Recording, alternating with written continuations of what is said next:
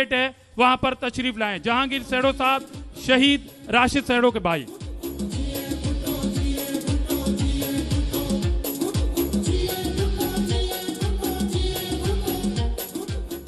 औज़ु बिल्लाहि मिनश शैतानिर रजीम, बिस्मिल्लाहिर रहमानिर रहीम। मेरे प्यारे कारकुन दोस्तों, भाइयों बहनों, आज यहाँ हम इकट्ठे हुए हैं 18 अक्टूबर के अपने शहीदों को खराज अकीदत पेश करने।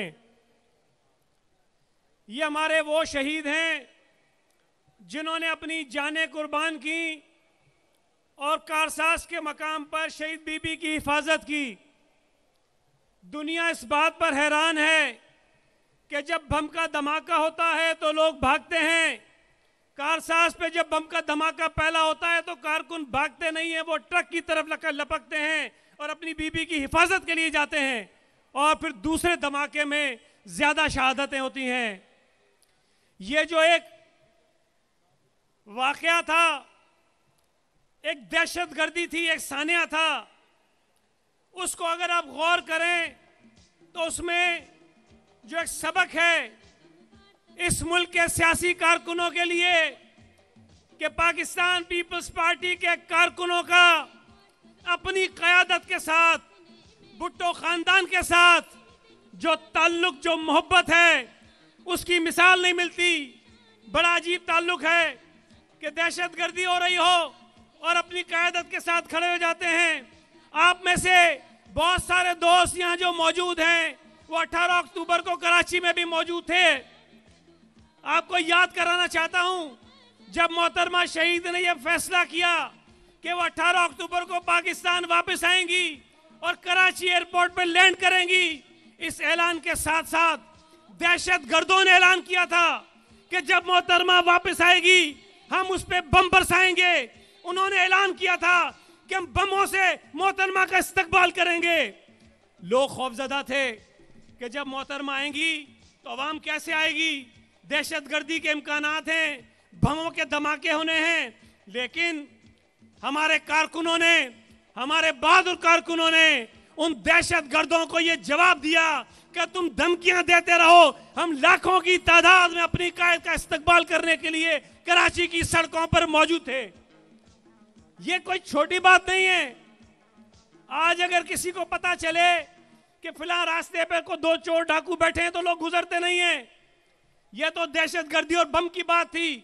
लाखों कारकुन कराची में पहुंचे थे अपनी कायद का इस्तकबाल करने के लिए।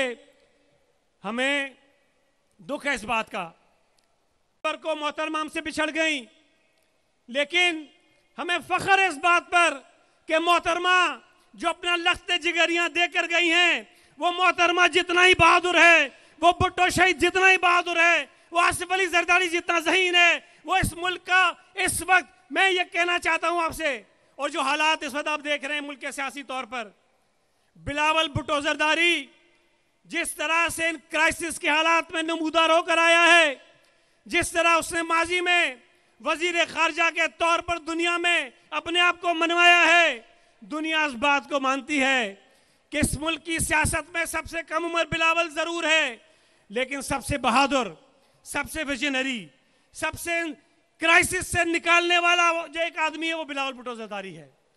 हमारी और आपकी खुशकिस्मती है कि अल्लाह ताला ने हमें पहले शहीद जुल्फकार अली भुट्टो जैसा लीडर दिया, हमें शहीद मोहतरमा बेनज़ीर भुट्टो जैसी लीडर दी, बीच में जब एक अरसा आया तो आसिफ अली जरदारी जैसा एक ज़ीरक सियासतदान दिया, और हमारे पास मुस्तकबिल का लीडर बिलावल भुट्टो जरदारी है।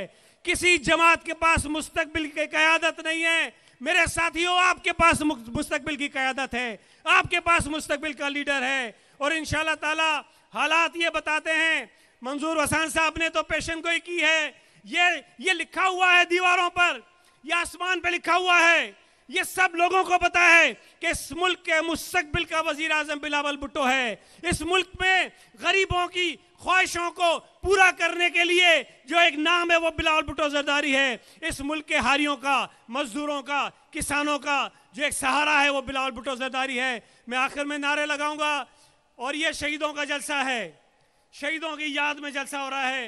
भरपूर तरीके से नारे का जवाब दीजिएगा।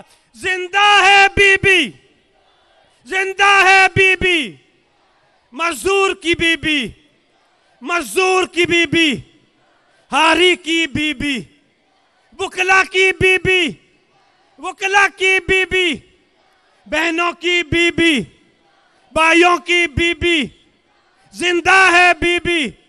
नारा भुट्टो।